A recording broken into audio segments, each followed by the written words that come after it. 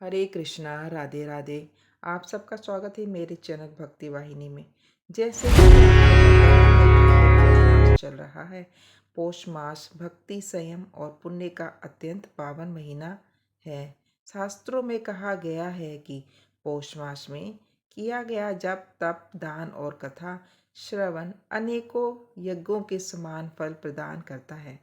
इस पवित्र मास में भगवान श्री विष्णु और श्री कृष्ण की विशेष कृपा प्राप्त होती है।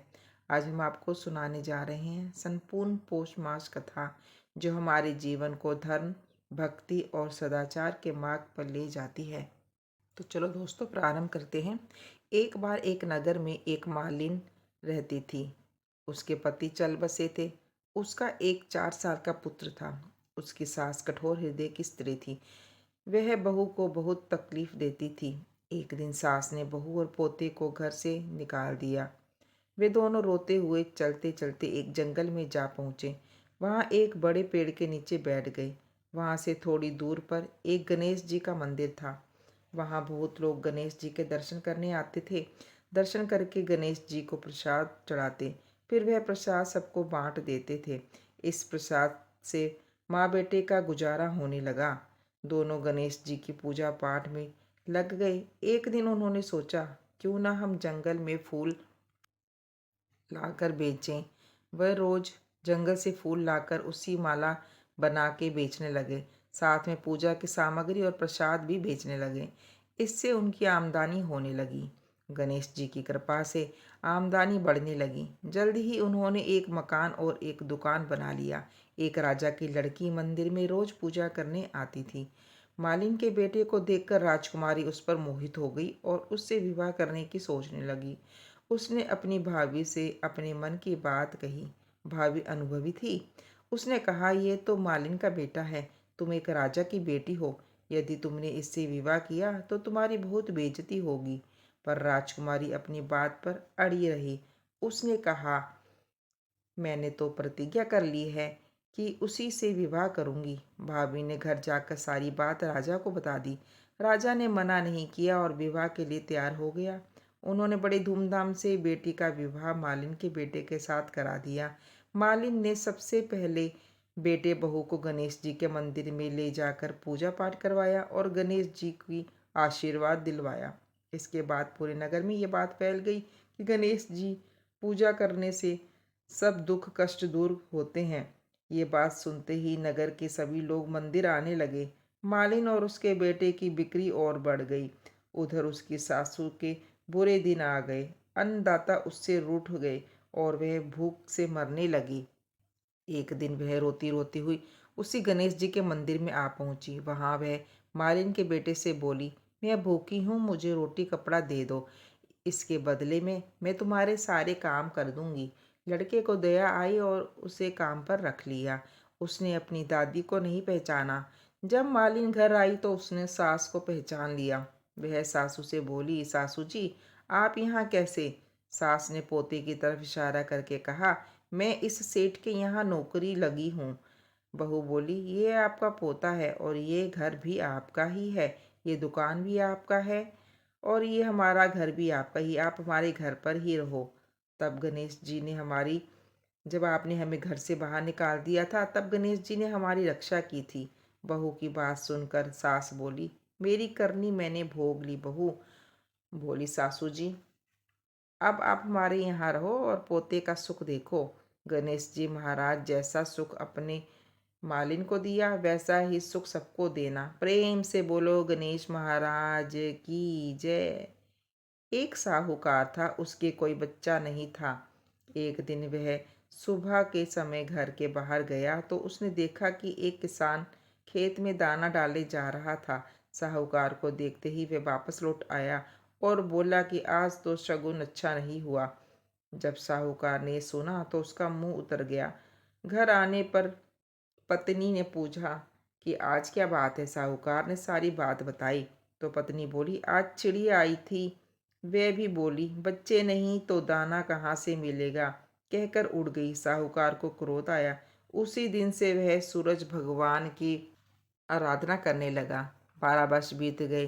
तब सूरज भगवान ने सोचा कि यदि भक्त की पुकार नहीं सुनी तो भगवान का कोई नहीं मानेगा। सूरज भगवान को दया आई, प्रकट होकर बोले, साहूकार, तेरे नसीब में बच्चा नहीं है, पर मेरे आशीर्वाद से तेरे घर में एक कन्या जन्म लेगी। 9वें महीने उनके घर में एक कन्या ने जन्म लिया। नायन नहाने आती तो कन्या हंसती मुस्कुराती, कन्या के मुस्कुराने से हीरे मोती गिरते। उन हीरे मोती को नायन लेकर चली जाती। 1.25 महीने बीत गए। तब साहूकार की पत्नी नायन से बोली, अब इसे नहलाने की कोई ज़रूरत नहीं है, अब मैं इसे खुद नहलाया करूँगी। बच्ची के हंसते ही हीरे मोती गिरते। अब वह समझ गई थी कि नायन ने खूब हीरे मोती इकट्ठे कर दिए। जब लड़की बड़ी हुई तो माँ बाप ने सोचा कि घर में धन तो बहुत ही है, घर जमाई क्यों ना रख लें। उन्होंने एक गरीब लड़का ढूंढा और उसके साथ अपनी लड़की का विवाह कर दिया। माँ दिन उगते ही बेटी के उठाने जाती और उसके मुंह देखती। ये देख तब लड़की का पति बोला, अपने बीच में सुबह सुबह माँ का क्या काम। तो लड़की बोली, माँ का नियम है कि वह सुबह होते ही मेरा मुख देखती है। दूसरे दिन वह सुबह उठा और अपनी पत्नी का मुख देखा तो उसके मुख से हीरे मोती बिखरे। अब तो वह समझ गया कि इसलिए ही सासू इसका मुंह देखती है। वह थोड़ी देर बाद लड़की की माँ आई तो हीरे मोती नहीं मिले। माँ समझ गई कि जवाई को पता चल गया है। माँ के मन में कपट आया। उसने एक आदमी को जवाई को जान से खत्म करने के लिए भेज दिया। आदमी ने जवाई को मार दिया और उसका सिर सासू को लाकर दे दिया। सूरज भगवान ने देखा कि हमारी दी हुई कन्या का पति मर गया है, तो सूरज भगवान मनुष्य के रूप में भिक्षा मांगने आए और उस कन्या के पति का सिर साथ ले आए। उन्होंने उसके अंग जोड़कर अमृत का छींटा दिया। तब उसका पति उठकर बैठ गया और घर गया तो बेटी ने पूछा, पोष रविवार का व्रत मेरा नियम है, इस दिन सूर्य अस्त होने के बाद खाना नहीं खाते, तो फिर आप इतनी देर से क्यों नहीं आए। वह बोला कि मुझे मारने के लिए तेरी माँ ने आदमी भेजा था और सारी कहानी बता दी। तब बेटी बोली कि माँ, हम यहाँ नहीं रहेंगे। जो माँ मेरा सुहाग छीन ले वह किस काम की। बेटी अपने पति के साथ अलग रहने लगी।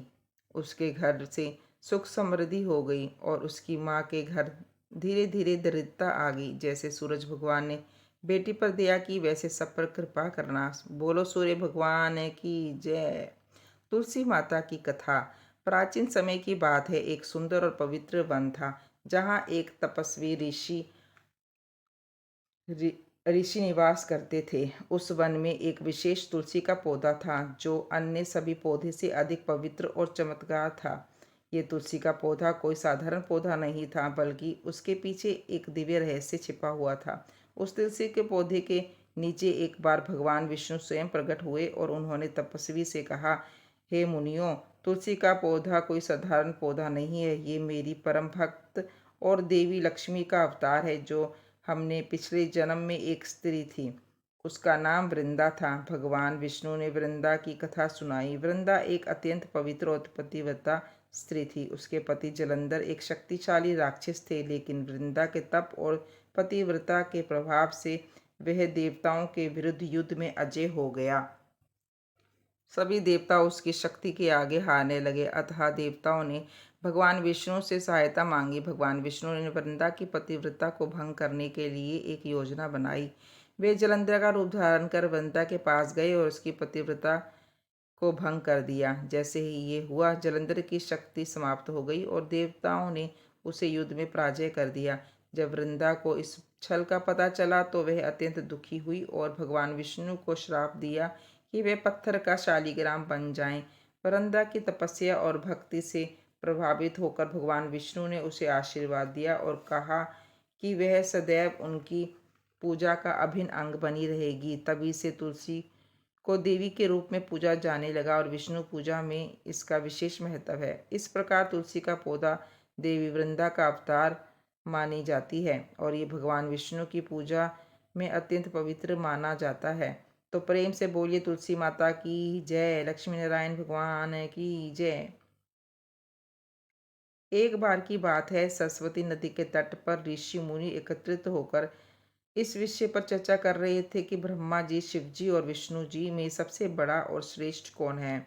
इसका कोई निष्कर्ष ना निकला। यह देख उन्होंने त्रिदेवों की परीक्षा लेने का निश्चय किया और ब्रह्मा जी के मानस पुत्र महर्षि भृगु को इस कार्य के लिए नियुक्त किया। महर्षि भृगु सर्वप्रथम ब्रह्मा जी के पास गए और उन्होंने ना तो प्रणाम किया और ना ही उनकी स्तुति की। ये देख ब्रह्मा जी क्रोधित हो गए। क्रोध की अधिकता से उनका मुख लाल हो गया और आंखों में अंगारे दहकने लगे। लेकिन फिर ये सोच कर कि यह उनका पुत्र है, उनके हृदय में उठे क्रोध के अंगारे को विवेक बुद्धि में दबा लिया। वहां से महर्षि भृगु कैलाश गए। देवादिदेव भगवान महादेव ने देखा कि भृगु आ रहे हैं तो वे प्रसन्न होकर अपने आसन से उठे और उनका आलिंगन करने के लिए भुजाएं फैला दी। किंतु उनकी परीक्षा लेने के लिए भृगु मुनि उनका आलिंगन स्वीकार करते हुए बोले, महादेव, आप सदा वेदों और धर्म की मर्यादा का उल्लंघन करते हैं। दुष्टों और पापियों को आप जो वरदान देते हैं उनसे सृष्टि पर भयंकर संकट आ जाता है, इसलिए मैं आपका आलिंगन कदापि नहीं करूंगा। उनकी बात सुनकर भगवान शिव क्रोध से तिलमिला उठे। उन्होंने जैसे ही त्रिशूल उठाकर उन्हें मारना चाहा, वैसे ही भगवती सती ने बहुत विनय किया। किसी प्रकार से उनका क्रोध शांत हुआ। इसके बाद भृगु मुनि बैकुंठ लोक गए।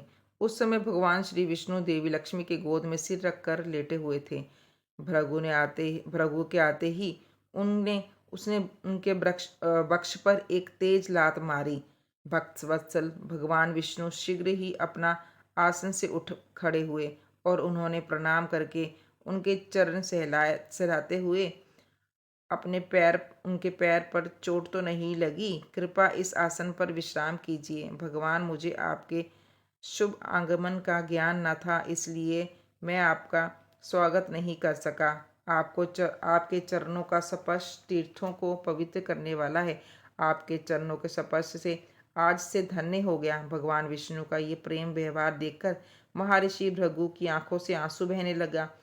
उसके बाद वे ऋषि मुनियों के पास लौट आए और ब्रह्मा जी, शिव जी और श्री विष्णु जी के यहाँ के सभी अनुभव विस्तार से कह बताया। प्रेम से बोलिए जय श्री हरि की। एक बार नारद मुनि जी ने भगवान विष्णु से पूछा, हे भगवान, आपका इस समय सबसे प्रिय भक्त कौन है। अब विष्णु तो भगवान हैं और झट से समझ गए अपने भक्त नारद मुनि की बात और मुस्कुराकर बोले, मेरा सबसे प्रिय भक्त उस गांव का एक मामूली किसान है। ये सुनकर नारद मुनि जी थोड़ा निराश हुए और फिर से एक प्रश्न किया, हे भगवान, आपका बड़ा भक्त तो मैं हूँ, तो फिर सबसे प्रिय क्यों नहीं। भगवान के घर रहो और सारी बात मुझे बताना। नारद जी मुनि जी ने सुबह सुबह किसान के घर पहुंच गए। देखा अभी किसान जागा है और उसने सबसे पहले अपने जानवरों को चारा दिया और फिर मुंह हाथ धोए दैनिक कार्य से निवृत्त हुआ। जल्दी जल्दी भगवान का नाम लिया, रूखी सूखी रोटी खाकर जल्दी जल्दी अपने खेतों पर चला गया। सारा दिन खेतों में काम किया, शाम को वापस घर आया, जानवरों को अपनी जगह बांधा, उन्हें चारा पानी डाला, हाथ पांव धोए, कुल्ला किया, फिर थोड़ी देर भगवान का नाम लिया, फिर परिवार संग बैठकर खाना खाया और कुछ बातें की, फिर सो गया। अब सारा दिन ये सब देखकर नारद मुनि जी भगवान विष्णु के पास गए और बोले, भगवान, मैं आज सारा दिन उस किसान के संग रहा, लेकिन वो तो ढंग से आपका नाम भी नहीं लेता। उसने थोड़ी देर सुबह, थोड़ी देर शाम को, और वह जल्दी जल्दी आपका ध्यान किया, और मैं तो 24 घंटे आपका नाम जपता हूँ। क्या अभी भी आपका सबसे प्रिय भक्त गरीब किसान ही है। भगवान विष्णु जी ने नारद की बात सुनकर कहा, अब इसका जवाब भी तुम मुझे खुद ही देना। भगवान विष्णु जी ने एक कलश अमृत से भरा नारद मुनि को दिया और बोला, इस कलश को ले जाकर तुम तीनों लोगों की परिक्रमा करके आओ, लेकिन ध्यान रहे अगर एक भी बूंद अमृत गिरा तो तुम्हारी सारी भक्ति और पुण्य नष्ट हो जाएगा। नारद मुनि तीनों लोगों की परिक्रमा करके जब भगवान विष्णु के पास वापस आए तो खुश होकर बोले, भगवान, मैंने एक बूंद भी अमृत नीचे नहीं गिरने दिया।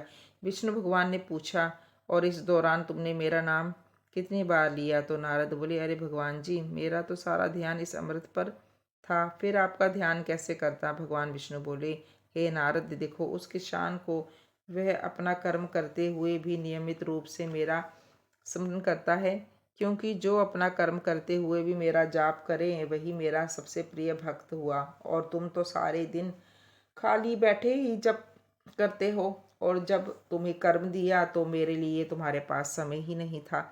नारद मुनि सब समझ गए और भगवान के चरण पकड़ लिए और बोले, हे भगवान, आपने मेरा अहंकार तो तोड़ दिया, आप धन्य हैं। तो बोलो प्रेम से विष्णु भगवान की जय।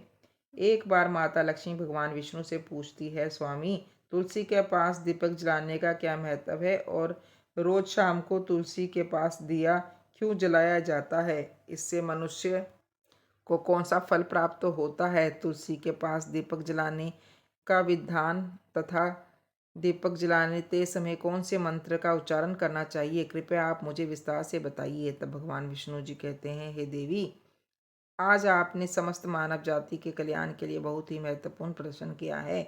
आपके इस प्रश्न का उत्तर देने से पूर्व मैं आपको एक प्राचीन कथा सुनाता हूँ, जिससे आपको सभी प्रश्न के उत्तर मिल जाएंगे।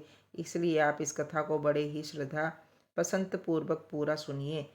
इस कथा को ध्यान से पूरा सुनने मात्र से ही मनुष्य को, भक्तों को 100 वर्षों तक तुलसी के पास दीपक जलाने का पुण्य प्राप्त हो जाता है। फिर माता लक्ष्मी जी कहती हैं, हे स्वामी भगवान, मैं इस कथा को सुनने के लिए बड़ी उत्सुक हूँ। कृपया आप इस कथा को सुनाना प्रारंभ कीजिए। तब भगवान विष्णु माता लक्ष्मी को ये कथा सुनाने लगे कि हे देवी, पूर्व काल की बात है। दक्षिण दिशा में तुंगभद्रा नाम की एक बहुत बड़ी नदी है। इस नदी के किनारे पर हरपुर नाम का एक अत्यंत सुंदर नगर बसा हुआ था। उसी नगर में काशी नाम के एक ब्राह्मण निवास करते थे। वे अत्यंत गुणवान, चरित्रवान, धर्म कार्य करने वाले तथा वेदों के मार्ग पर चलने वाले थे। उन्होंने समस्त शास्त्रों का अध्ययन किया हुआ था। उस ब्राह्मण की एक पत्नी थी, जिसे लोग दुराचार पुकारते थे, क्योंकि उसके कर्म ही उसके नाम के अनुसार थे। वह सदैव ही अपने पति को अपमानित करती थी। वह अपने पति के लिए बहुत कुवचन कहती, पति को भयंकर दुख देती, पति के लिए कभी भोजन नहीं बनाती, अपने के पति के साथ कभी शयन नहीं करती, कभी उनके साथ प्रेम से व्यवहार तक नहीं किया करती थी। पति के मित्र, परिवार के लोग घर पर आते तो वह स्त्री उनको अपमानित करके घर से भगा देती थी, और स्वयं का भाव से उन्मत्त होकर निरंतर अन्य व्यभिचारिणी स्त्रियों के साथ घुमा करती थी। उसका मन पति को छोड़कर पराये पुरुषों में लगा रहता था। उसने कभी अपने पति से प्रेम से बात तक नहीं किया, किंतु पराये पुरुषों के संग बैठकर बातें करती थी। पराये पुरुषों को मोहित करने के लिए सज धज कर गांव में घूमा करती थी। कभी वह वन में किसी वृक्ष के नीचे खड़ी रहकर सुंदर पुरुषों की राह देखने लगती, किसी दुष्ट पुरुष को मोहित करके उसके संग भोग विलास किया करती थी। फिर एक दिन वह दुराचारणी स्त्री वन में जाकर एक वृक्ष के नीचे खड़ी हो गई। उसका चित्त काम से भरा हुआ था। वह किसी सुंदर कामी पुरुष की राह देख रही थी, किंतु बहुत समय निकलने के बाद उस स्थान पर कोई पुरुष नहीं आया, इसलिए वे अत्यंत दुखी हो गई। प्रेतम की खोज में इधर उधर देखने लगी। उस दिन उसका साथ परिश्रम व्यर्थ हो गया। वहां पर खड़ी होकर वह नाना प्रकार की बातें कहकर विलास करने लगी। हाय, आज तो इस मार्ग से कोई भी सुंदर पुरुष नहीं आया। अब मैं कैसे अपने काम वासना को शांत करूंगी? क्या करूं? आज की रात कैसे बीतेगी? ये सोचकर वह जोर जोर से रोने लगी। उस जंगल में से एक भयानक बाघ निवास करता था। उस पापिनी स्त्री की आवाज़ सुनकर वह जाग गया और उछलकर उस स्त्री का भक्षण करने के लिए उसके पास आ गया। उस भयंकर बाघ को देखकर उस स्त्री के पसीने छूटने लगे। वह थरथराकर कांपने लगी। वह स्त्री कुछ करती इतने में ही उस बाघ ने अपने पंजे से उसे घायल कर दिया और वह स्त्री जमीन पर गिर गई। जमीन पर पड़ी होने के कारण वह स्त्री चिल्लाते हुए बोली, अरे बाघ, तू किस लिए यहाँ पर आया है? मुझे क्यों मार रहा है? यहाँ पर अपने प्रियतम को खोज रही हूँ। तू मुझे छोड़ दे। मेरा भक्षण करके तुझे क्या मिलेगा? उस स्त्री की बात सुनकर वह भयानक बाघ क्षण भर के लिए रुक गया और हंसते हुए बोला, दुष्टा, आज विधाता ने मुझे मेरा ग्रास नियुक्त किया है। तुझ जैसी पापिन स्त्री का भक्षण करना ही मेरा काम है, तभी मुझे इस शरीर से मुक्ति मिलेगी। बाघ की बात सुनकर वह स्त्री कहने लगी, हे बाघ, तुम कौन हो? मुझे सच सच बताओ, तुम्हें किस कारण से बाघ की योनि में जन्म लेना पड़ा, और तुम मुझे जैसी स्त्रियों का भक्षण क्यों करते हो? पहले मुझे सारी बात बताओ और फिर मेरा भक्षण करो। फिर बाघ कहने लगा, हे पापिनी, मैं तुझे मेरे पूर्व जन्म का वृतांत कहता हूँ कि किस कारण मैं मुझे बाघ बनना पड़ा। पूर्व काल में दक्षिण देश में एक नदी थी। उस नदी के तट पर एक नगरी बसी हुई थी। उस नगरी में मैं निवास करता था। मैं ब्राह्मण का पुत्र था और नदी के किनारे बैठकर यज्ञ आदि कार्य किया करता था। मैंने उस जन्म में अनेक पापी के लिए यज्ञ किया, उस पापियों के घर का भोजन किया। मैंने धन के लोभ से अनेक पापियों के लिए कार्य किया। वस्तुओं का दान ब्राह्मणों को नहीं लेना चाहिए। उन वस्तुओं का दान मैंने ग्रहण किया और दूसरों से धन लेता था, लेकिन कभी वापस नहीं किया करता था। इस कारण पाप करते हुए मुझे बहुत साल बीत गए और मैं बूढ़ा हो गया।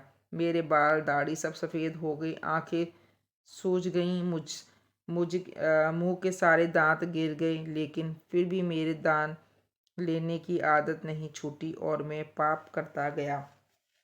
फिर एक दिन मैं धन के लोभ में नदी किनारे गया और अन्य धूर्त ब्राह्मणों के साथ मिलकर हमने लोगों को ठगा। झूठे मंत्र का कथन बोलकर हमने बिना विधि विधान से किए गए देवी देवताओं का पूजन किया और बहुत सारा धन दान में ले लिया। फिर उसी स्थान पर एक बीमार कुत्ते ने मेरे पैर में काट लिया और मैं मूर्छित होकर गिर पड़ा। उसी क्षण मेरे प्राण भी चले गए। फिर यम के दूत उस स्थान पर प्रकट हुए और मुझे प्रकट कर यमपुरी ले गए। वहां पर यमराज ने चित्रगुप्त से मेरे कर्मों का लेखा जोखा निकालने के लिए कहा। फिर चित्रगुप्त कहने लगे कि हे धर्मराज, इस ब्राह्मण ने घोर पाप किए हैं। उसने दूसरों से झूठ कहकर धन लूटा है, विधि विधान से पूजा ना करके झूठे मंत्र बोलकर भगवान का अपमान किया है। इसलिए ये पापी ब्राह्मण केवल नरक ही जाने के योग्य है। यमराज ने अपने दूतों को आदेश देकर मुझे नरक की अग्नि में डाल दिया। अनेक वर्षों तक नरक की सजा भोगने के बाद मुझे बाघ का शरीर प्राप्त हुआ और मैं इस दुर्गम वन में निवास करने लगा। मैं अपने पूर्व जन्म के पापों को याद करके कभी भी कोई भी महात्मा पुरुष या फिर किसी साधु संत हो या सती स्त्रियों का मैं भक्षण नहीं करता हूँ। मैं केवल पापी, दुराचार तथा कुलटा स्त्रियों का ही भक्षण करता हूँ, ताकि मुझे पाप से मुक्ति मिल जाए। इस प्रकार से उस बाघ ने अपने पूर्व जन्म का पूरा कथा उस पापिनी को सुना दिया और फिर उस स्त्री से कहने लगा कि हे पापिनी, तेरे आचरण से तो उल्टा दिखाई पड़ती है। अपने पति को छोड़कर तू इस वन में अन्य पुरुषों के साथ भोग विलास करने आई है, इसलिए आज तू मेरा ग्रास अवश्य बनेगी। इतना कहकर उस बाघ ने अपने तीखे नाखून से उस पापिनी स्त्री के टुकड़े टुकड़े करके उसे खा लिया। फिर उस स्थान पर यम के दूत प्रकट हुए और उस पापिनी स्त्री को उठाकर यमपुरी ले गए। वहां पर उसे यमराज के सामने खड़ा किया गया। फिर चित्रगुप्त ने उस स्त्री का लेखा जोखा निकालते हुए यमराज जी से कहने लगे कि हे धर्मराज, ये स्त्री तो अत्यंत पापिनी है, इसने घोर पाप किए हैं।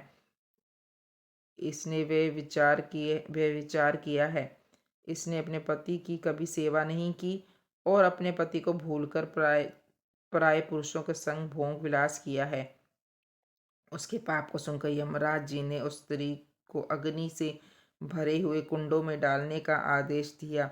अनेक वर्षों तक उसे उस कुंड में पकाया गया, फिर उसे निकालकर दूसरे नरक में डाल दिया गया। इस प्रकार से उसके अनेकों वर्षों तक अलग अलग नरकुंडू चंडाल के रूप में उत्पन्न हुई। चंडाल के घर में जन्म लेकर वह फिर से अनेक पाप करने लगी, व्यभिचार करने लगी, अनेक पापी पुरुषों के संग विहार करने लगी।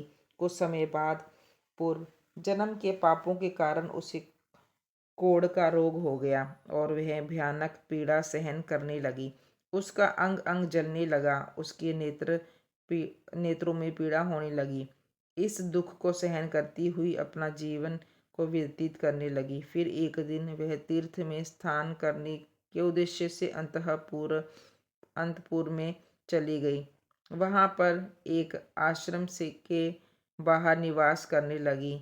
वहाँ उस आश्रम में एक तुलसी जी का पौधा था।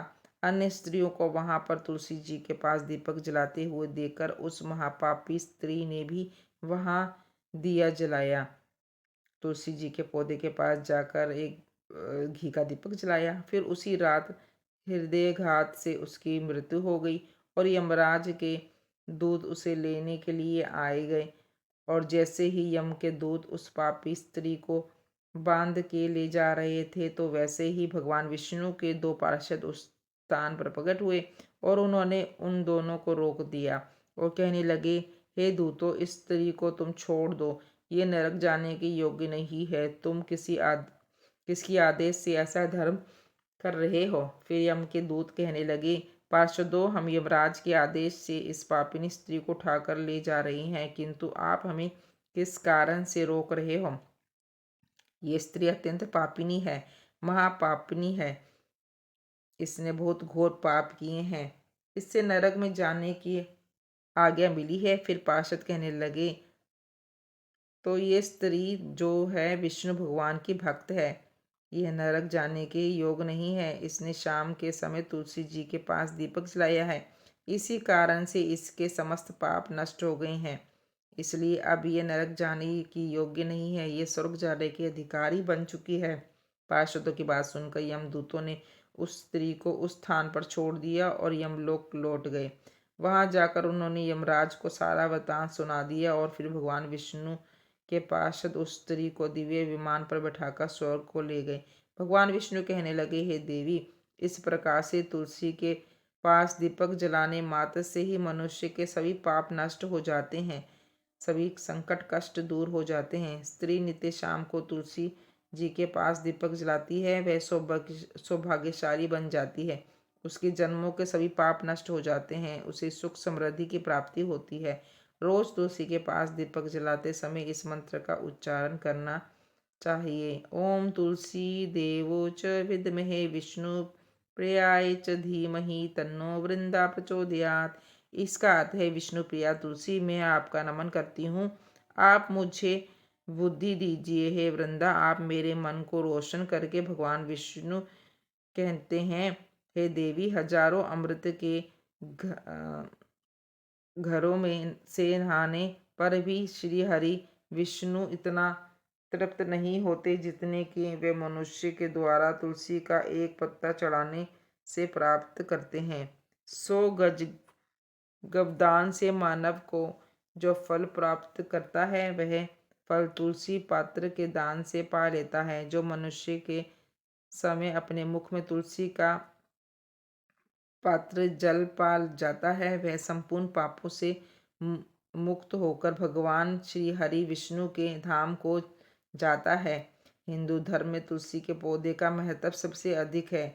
इसकी सबसे पहले पूजा भगवान विष्णु ने की थी। भगवान विष्णु कहते हैं, जिस प्रकार से देवी लक्ष्मी वैकुंठ को ऐश्वर्य प्राप्त है, उसी प्रकार से वैकुंठ में तुलसी के कारण ही पतिव्रता प्राप्त है।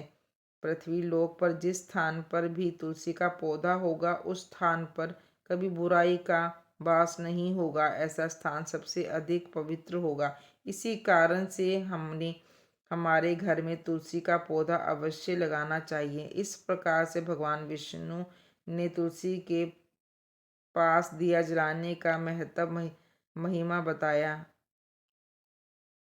अगर ये कथा आपको अच्छी लगी तो लाइक सब्सक्राइब जरूर कीजिएगा। राधे राधे, हरे कृष्णा।